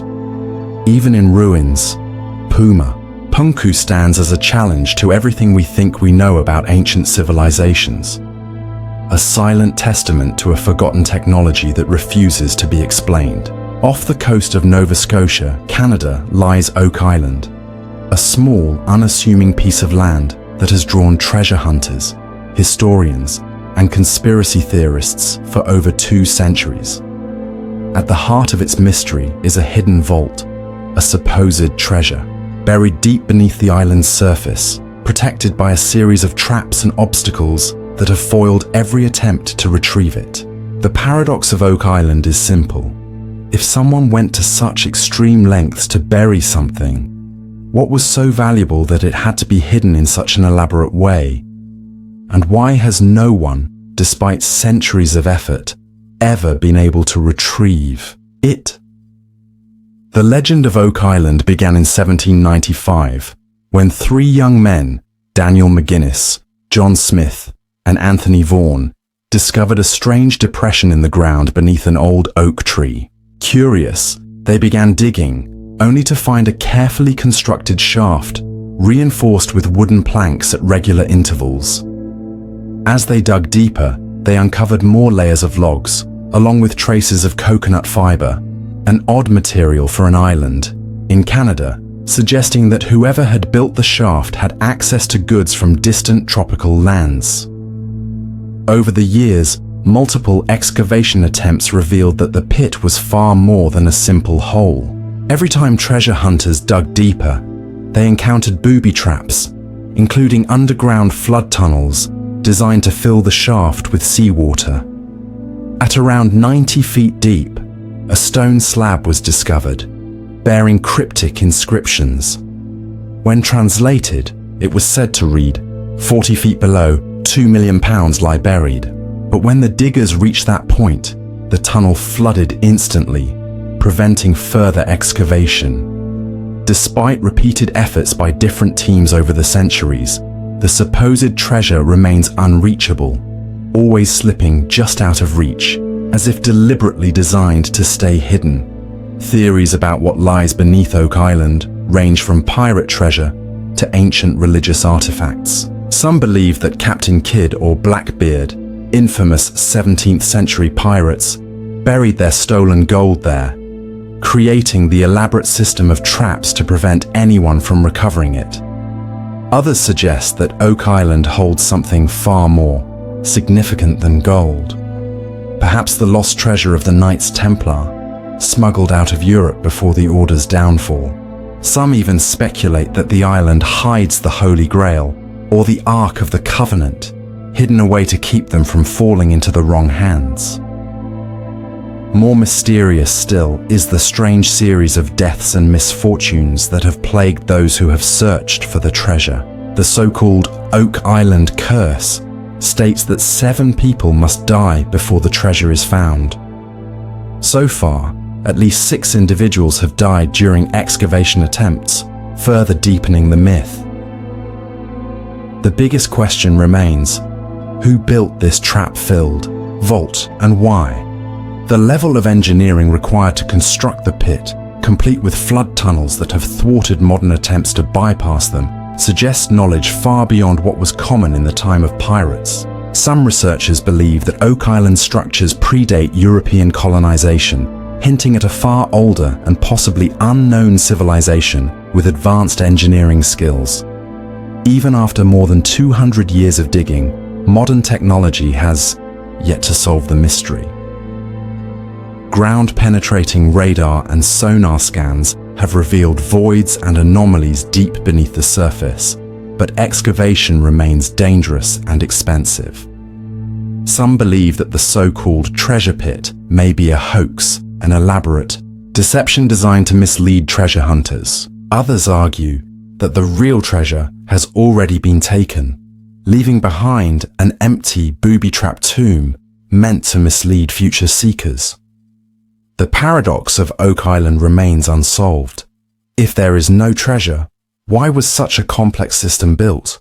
If there is treasure, why has it remained hidden for so long? And if someone truly went to such extreme lengths to protect it, was it ever meant to be found at all? For now, Oak Island continues to guard its secrets, a tantalizing mystery that refuses to be unraveled. Few writers have left behind a legacy as dark and enigmatic as Edgar Allan Poe. His tales of madness, death, and the macabre-shaped modern horror and detective fiction, earning him a reputation as a literary genius. But Poe's greatest mystery is not in his stories. It is his own death. The circumstances surrounding his final days are so bizarre, so inexplicable, that they feel like something he might have written himself. The paradox of Edgar Allan Poe's death is this. How does a man vanish for days, reappear in a delirious state wearing someone else's clothes, and die without a clear cause, leaving behind a mystery that has never been solved? On September 27, 1849, Poe left Richmond, Virginia to travel to Philadelphia. He never made it. For nearly a week he was missing, his whereabouts completely unknown. Then, on October 3rd, he was found outside a tavern in Baltimore, barely conscious, dressed in ill-fitting clothes that did not belong to him. He was incoherent, unable to explain what had happened to him or where he had been. When asked if he had any belongings, none could be found. His luggage, his papers, and even his usual attire were gone. He was taken to Washington College Hospital, where he remained delirious for 4 days. He drifted in and out of consciousness, muttering strange phrases and calling out for an unknown person named Reynolds. But no one named Reynolds was ever linked to his life, and to this day, his identity remains unknown. On October 7, 1849, Poe died. His final words were whispered in a trembling voice. "Lord, help my poor soul." No autopsy was performed, and his medical records have since disappeared. The cause of his death was never determined. The mystery deepens when considering the strange theories surrounding his death. Some believe he was a victim of couping, a 19th century form of election fraud in which men were kidnapped, drugged, and forced to vote multiple times for a political candidate, often dressed in different clothing each time. Baltimore was notorious for such schemes, and Poe was found on election day outside a polling station. Was he abducted, forced into a cycle of drug-induced voting, and left to die when he was no longer useful? Others suggest he was poisoned, either intentionally or accidentally. Some historians believe he may have suffered from delirium tremens due to alcohol withdrawal, while others point to rabies, which can cause hallucinations, disorientation, and sudden death. But none of these explanations account for his missing days, his change of clothing, or his desperate calls for Reynolds. Even more disturbing are theories that Poe himself may have predicted his own death. Months before he died, he wrote a chilling letter stating that he felt deeply uneasy, as if something terrible was about to happen to him. His final, incomplete work, The Lighthouse, describes a narrator slowly losing his sanity in isolation, seeing strange visions before meeting an unknown fate. Did Poe foresee his own end? There are also whispers of something more supernatural. Some claim that Poe was cursed, that his obsession with the macabre somehow drew him into the very kind of story he so often wrote about. He had a fascination with premature burials, madness, and inexplicable deaths. Did fate, in some eerie twist, ensure that his own demise would become one of history's greatest unsolved mysteries? To this day, there is no definitive answer to what happened in the final days of Edgar Allan Poe. He left behind no clues, no explanations, only a chilling, unsolved riddle. A man known for crafting stories of mystery and death became the subject of one himself. A writer's final chapter, forever unwritten. Few mysteries in history have captured the public's imagination like that of Jack the Ripper, the infamous serial killer who terrorized the streets of Whitechapel, London in 1888. His crimes were brutal, his methods calculated, and his identity remains one of the greatest enigmas in criminology. Despite countless investigations, suspect lists, and forensic advancements, the Ripper was never caught.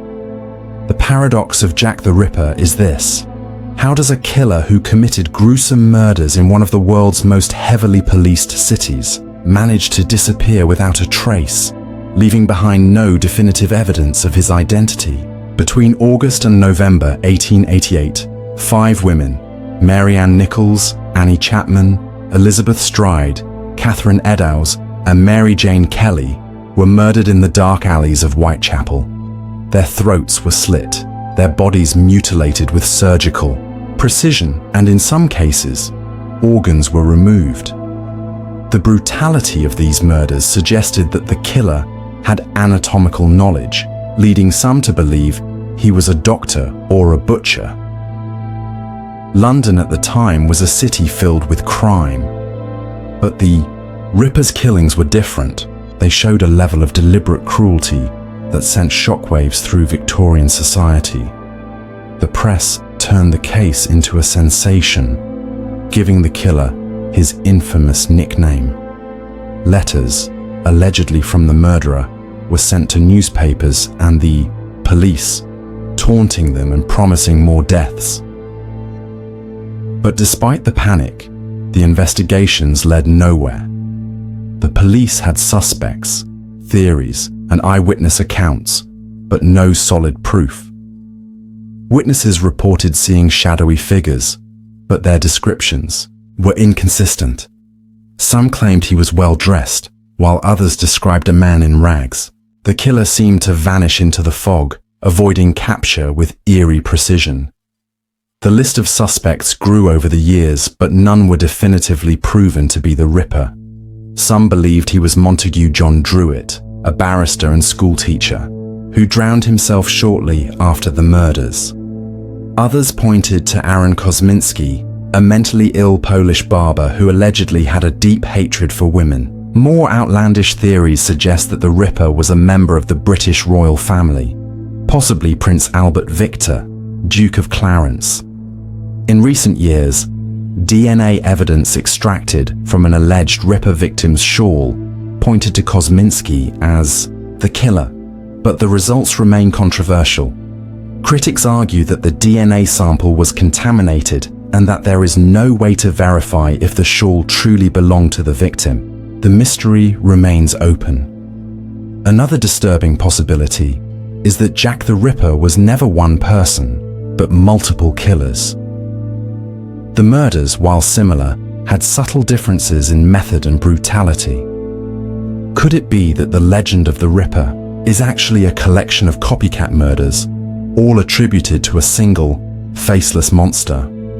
The paradox grows deeper when considering why the killings stopped so suddenly. Serial killers rarely cease their crimes voluntarily. Did the Ripper die? Was he arrested for an unrelated crime? Or did he escape, changing his identity and starting a new life far from London? More than 130 years later, Jack the Ripper remains, unidentified, a shadow lurking in the annals of history. He was never caught, never punished, and never revealed.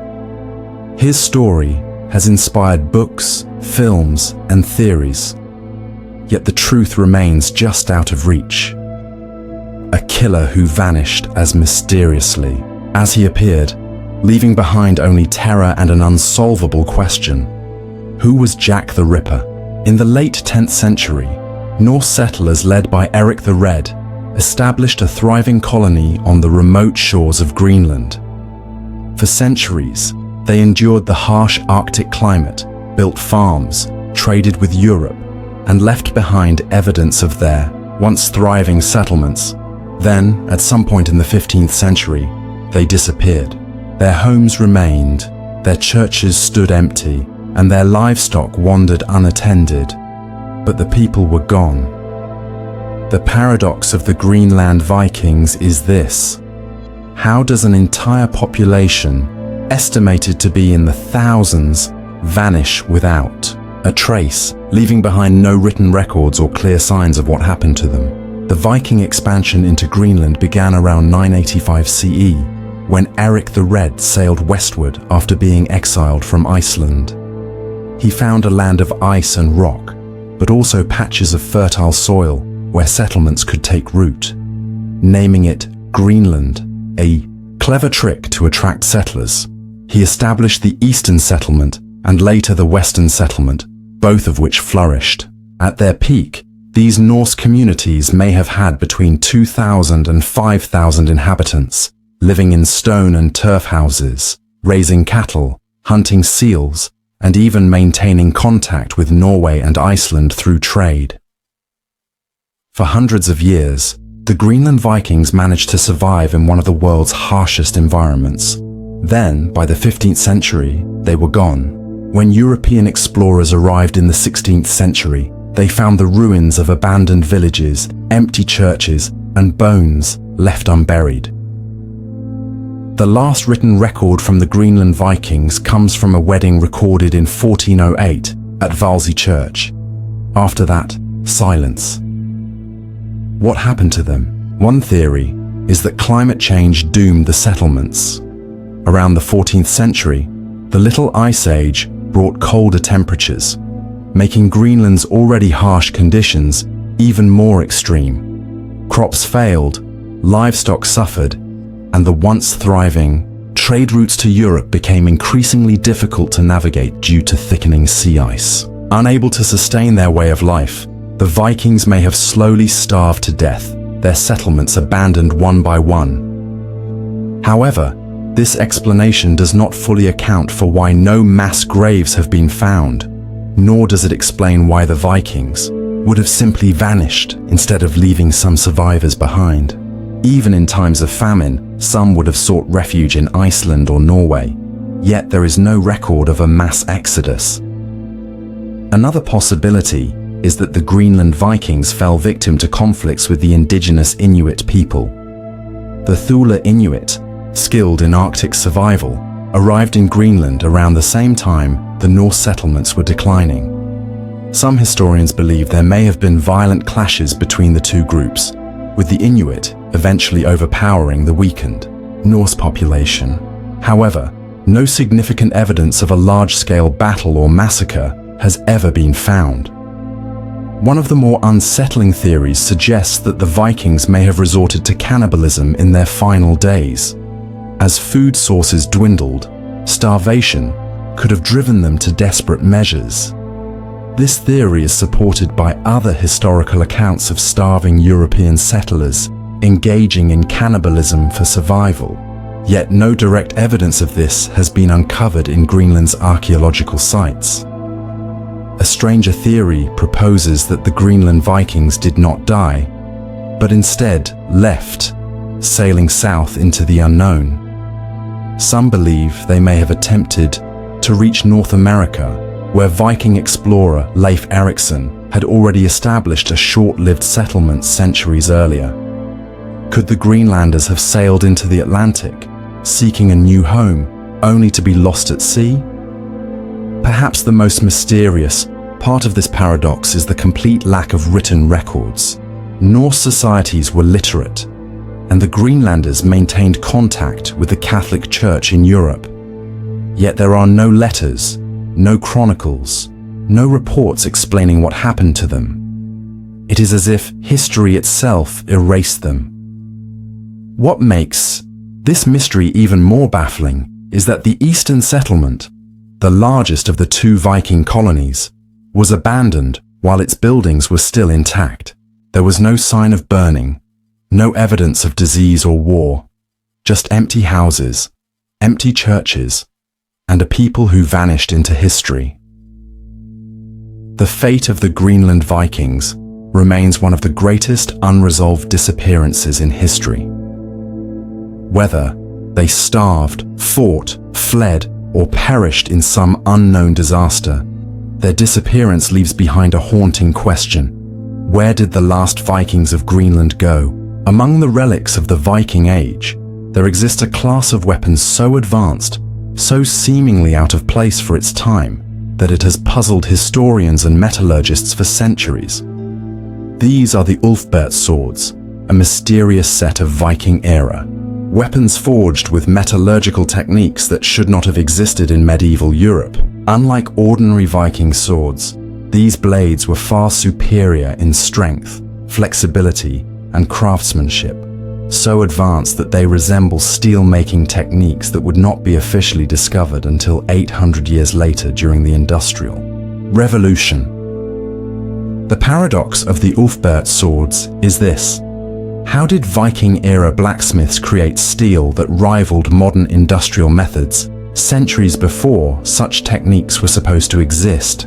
Dating from around 800 to 1000 CE, these swords are marked with the inscription Ulfberht, suggesting that they were created by a master swordsmith or a lineage of blacksmiths using the same name. However, their metallurgical composition sets them apart.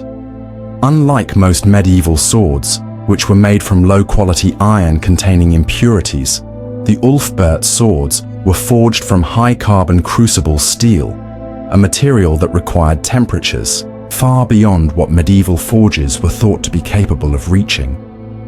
To understand why this is extraordinary, we must consider the science of steelmaking. High-carbon crucible steel is an alloy that must be heated to temperatures above 1,600 degrees Celsius, 2,900 degrees Celsius, to remove slag impurities and distribute carbon evenly.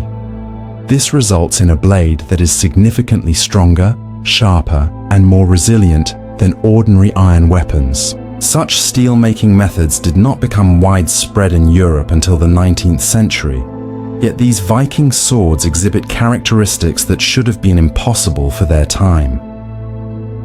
The most perplexing part of the Ulfberht mystery is where the knowledge to make them came from.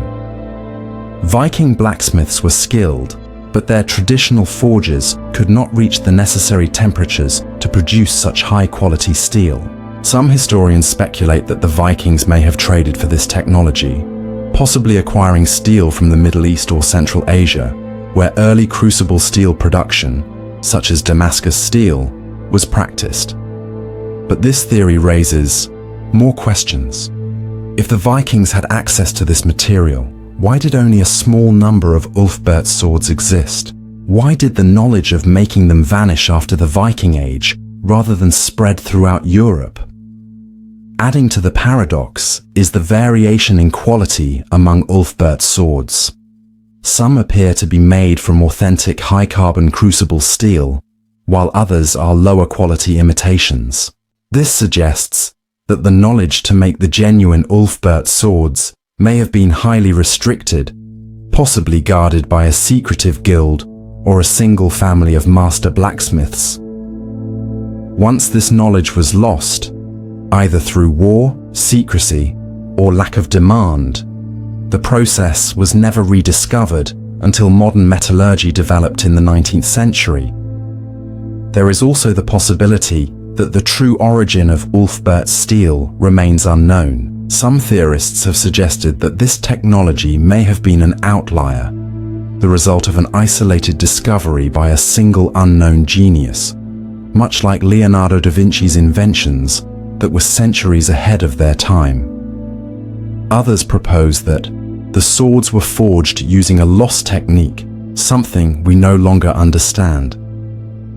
The paradox grows even deeper when considering the Ulfberht name itself.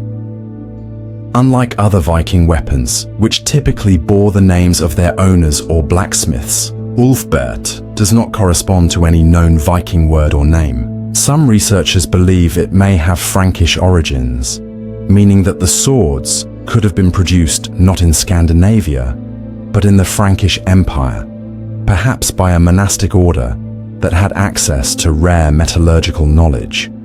If so, this would mean that these advanced swords were not Viking creations at all, but were instead coveted foreign imports. Yet, despite centuries of study, no forge, no workshop, and no definitive source of Ulfberht swords has ever been found. Only the swords themselves remain, silent, perfect, and far ahead of their time. The paradox of the Ulfberht swords remains unresolved. How did these blades achieve a level of craftsmanship that Europe wouldn't replicate for nearly a millennium? Was this technology borrowed from another culture, or was it the result of a forgotten genius whose work was lost to history? And if the Vikings, or someone else, truly mastered high-carbon steel-making centuries before modern industry, what other knowledge might have been lost along the way? For now, the Ulfberht swords stand as a mystery that refuses to be unraveled. Evidence of a technological achievement that history cannot fully explain. Maps tell the story of human exploration, charting the known world and shaping our understanding of geography. But every so often, a map appears that defies historical logic, suggesting that our ancestors knew far more about the world than they should have. One such map is the Piri Reis map, a 16th century document that has baffled historians, geographers, and researchers for decades. The paradox of the Piri Reis map is simple. How does a map created in 1513 depict coastlines that had not yet been discovered, with details that should have been impossible to know at the time? The map was drawn by Piri Reis, an Ottoman admiral and cartographer who claimed to have based it on a collection of older, even ancient maps. The document, which was rediscovered in 1929 in the Topkapi Palace in Istanbul, is a fragment of a once larger map that illustrated the world as it was understood in the early 1500s. But what makes it truly extraordinary is the accuracy of its depictions, especially its rendering of Antarctica, a continent that was not officially discovered until 1820, over 300 years later. Even more unsettling is that the map appears to show Antarctica's coastline free of ice, which modern scientists believe has not been the case for at least 6,000 years. This suggests that either Piri Reis had access to a map based on knowledge from an unknown civilization, or that the conventional timeline of human discovery is missing a critical piece of the puzzle. The map also accurately depicts parts of South America, showing a level of precision in the coastline that was supposedly unknown in 1513. The Amazon River is illustrated with surprising accuracy, as are mountain ranges that European explorers had not yet documented. Some have pointed out that certain sections of the map align closely with modern satellite images, despite being drawn centuries before such technology existed.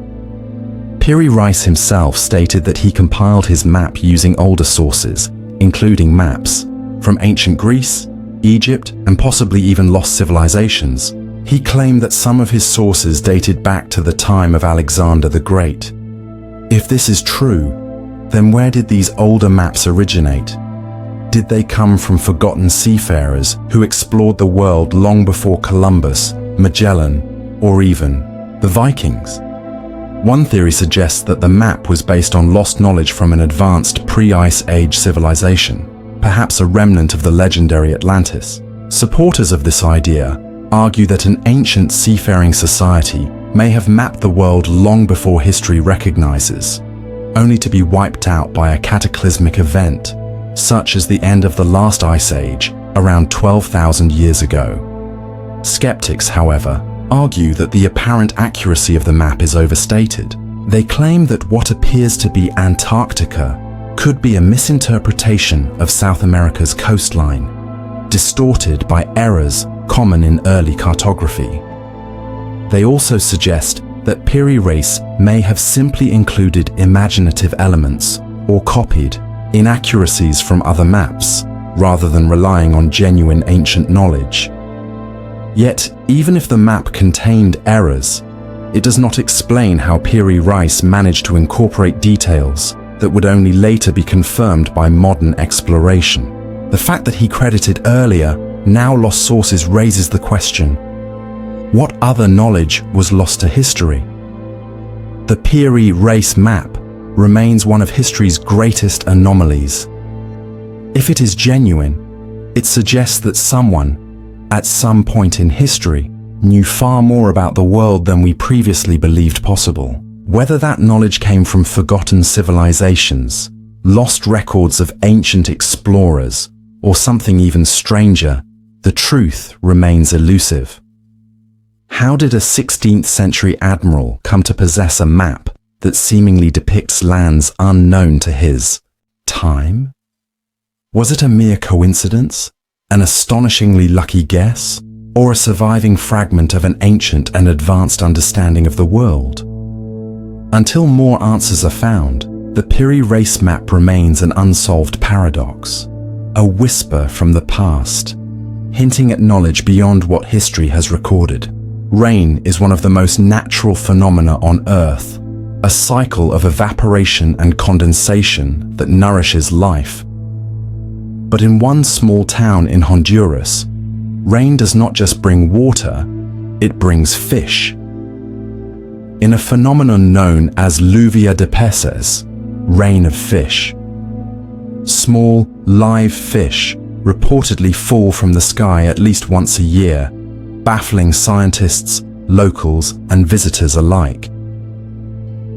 The paradox of the rain of fish is simple. How does a town in the middle of Honduras, miles away from any large body of water, experience an annual storm where live fish mysteriously appear on the ground? The event has been occurring for well over a century in Yoro, Honduras, where local villagers claim that between May and July, heavy rainstorms bring not just water, but thousands of fish. The strange rain only happens at night, and by morning, The ground is littered with small silver-colored fish, many of them still alive, wriggling on the wet streets. The phenomenon was first documented in the 19th century by Spanish missionaries who were astonished to see an entire town collecting fish from the ground after a storm. Since then, it has been reported multiple times every year, often without clear explanation. The people of Yoro celebrate it as a miracle, believing it to be a gift from Father José Manuel Subirana, a Spanish priest who, according to legend, prayed for the poor to be given food. The annual fish rain is seen as an answer to that prayer, a divine event that continues to this day. But what is actually happening? Scientists have struggled to come up with an explanation that fully accounts for the phenomenon. The most common theory is that strong winds and waterspouts pick up fish from nearby rivers or even the ocean and drop them miles away. However, there are major problems with this idea. First, Yoro is not close to any large body of water. The nearest ocean is over 125 miles away, and there are no rivers with an abundance of fish nearby.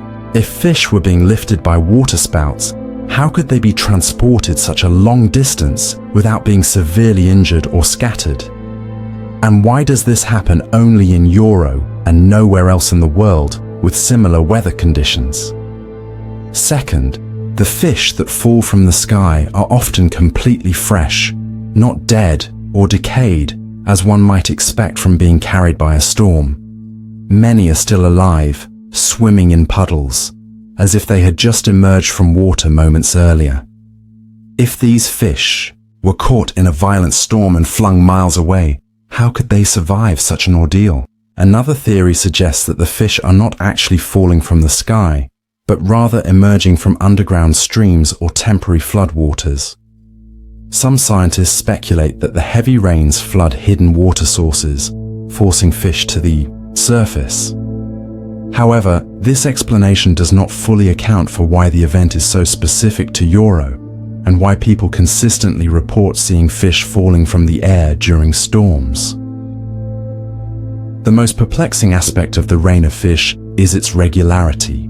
It does not happen randomly, but rather at specific times of the year, almost like a scheduled event. How can a natural weather phenomenon be so consistent? If fish are truly being transported by storms, why don't similar events occur in other regions with similar conditions? Some theorists have speculated about even more bizarre possibilities. Could the fish be coming from an unknown environmental process, something not yet understood by science? Could this be evidence of a meteorological phenomenon that we have yet to discover? Or, as the locals believe, is it truly a divine occurrence? Something beyond rational explanation. Whatever the cause, the rain of fish in Yoro remains one of the strangest meteorological mysteries in the world. It is a phenomenon that challenges our understanding of nature, a yearly event that defies logic and invites speculation. Whether the explanation lies in science, legend, or something more extraordinary, the fact remains. In a small town in Honduras, fish fall from the sky, and no one knows exactly why. Silence is something we take for granted, yet in the small town of Taos, New Mexico, there exists a sound that should not be there, an eerie, low-frequency hum that only some people can hear. Known as the Taos Hum, this mysterious noise has baffled residents, scientists, and investigators for decades. It is constant, untraceable, and seemingly impossible to measure. The paradox of the Taos Hum is this: how can a sound exist when no known source can be identified, and why do only certain people seem to hear it? Reports of the hum began in the early 1990s when residents of Taos started complaining about a persistent droning noise that seemed to have no origin. Descriptions varied, but most who could hear it described it as a low, distant engine sound, like a diesel truck idling far away. Others compared it to a deep vibrating tone or a low electrical buzz. the strangest part. Not everyone hears it. Studies estimate that only 2% of Taos's population, roughly 1 in 50 people, are able to perceive the sound, while others hear absolutely nothing. Those who do experience the hum report that it is stronger indoors, making it impossible to escape. Some describe symptoms of nausea, dizziness, headaches, and sleep disturbances, suggesting that the hum is more than just a minor annoyance. It is something that disrupts daily life. Attempts to identify the source have led nowhere. Scientists and engineers from Los Alamos National Laboratory, the University of New Mexico, and Sandia National Laboratories have conducted extensive tests using sensitive equipment to detect low-frequency vibrations, electromagnetic waves, and even underground movements. Yet nothing has ever been recorded that corresponds to what people describe. If the hum is real, why can no device pick it up? One theory suggests that the hum is caused by low-frequency sound waves emitted from industrial activity, such as high-pressure gas lines, distant highways, or underground geological shifts. However, if this were the case, why would the sound only affect a small percentage of the population? Others have speculated that it is a form of tinnitus, a hearing condition where individuals perceive sounds that are not externally present. But tinnitus typically manifests as a ringing or buzzing inside the ear, whereas the Taos hum is described as an external vibration that can be felt as well as heard. More controversial theories suggest that the hum may be linked to government, experiments, secret military projects, or even mind control operations. Some claim that the sound is an effect of extremely low frequency, ELF, waves, a type of energy used in certain military communication systems. However, there is no evidence to support this theory, and no military base near Taos that could be responsible. Others propose that the hum might have an earthly but unknown origin, possibly tied to geomagnetic activity or underground resonance. Some researchers have suggested that the Earth itself may produce low-frequency sounds that interact with human perception in unpredictable ways. However, this does not explain why the hum is localized to Taos and a few other regions worldwide. Similar hums have been reported in places like Bristol, England, Largs, Scotland, and Kokomo, Indiana. Perhaps the most unsettling possibility is that the hum is a phenomenon beyond our current scientific understanding. Could it be that our perception of sound is more complex than we realize, and that some people are attuned to frequencies that most of us cannot detect? If so, what does this say about the limits of human perception and the mysteries of consciousness itself? Despite years of research, the Taos hum remains an unsolved enigma. It is an auditory illusion, a real physical effect, or something even stranger. And if a sound can exist with no clear source, what else might be hidden in the frequencies beyond human detection? For now, the hum continues, an invisible mystery vibrating beneath the surface of reality, waiting to be understood. A house fire is a tragedy, but a house fire where 5 children vanish without a trace, that is something else entirely. On Christmas Eve 1945, in Fayetteville, West Virginia, the Sodder family home went up in flames. Parents George and Jenny Sodder escaped with 4 of their children, but 5 others, Maurice, Martha, Louis, Jenny, and Betty, were still inside. Or so it seemed. When the fire finally burned out, something chilling was discovered. There were no bones, no bodies, no remains of the 5 Sodder children. It was as if they had simply disappeared into thin air.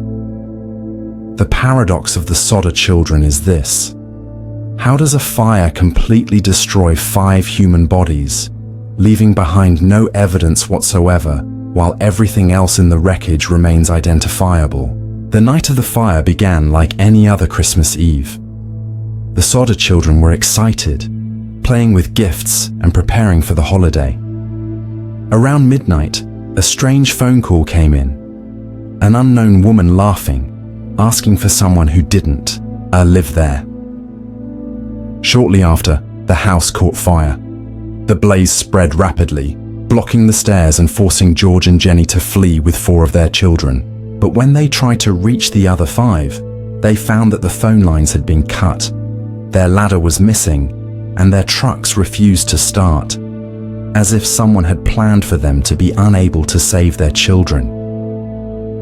The fire burned for only 45 minutes before the house collapsed. Normally, even in the most intense fires, some remains, bones, skulls, teeth, should be left behind. Yet when the ashes were searched, no trace of the missing children was found. Fire experts later confirmed that a fire of that magnitude would not have been hot enough to completely incinerate human bones. Adding to the mystery, the family later found that a strange object, resembling a napalm bomb, had been thrown onto their property, suggesting that the fire may have been set deliberately. What happened to the Sodder children? One theory is that they were kidnapped before or during the fire. Some witnesses claim to have seen a group of men throwing something onto the house before the blaze started. A passing driver reported seeing a woman watching the fire with several children in a car nearby.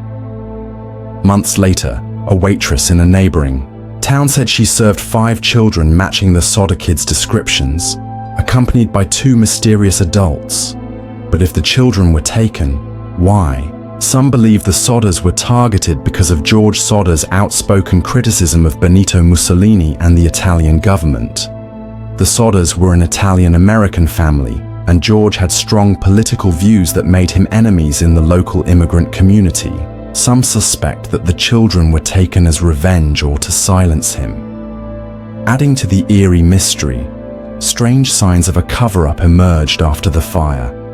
The fire chief claimed to have found human remains in the ashes, but later admitted he had planted animal bones to ease the family's grief.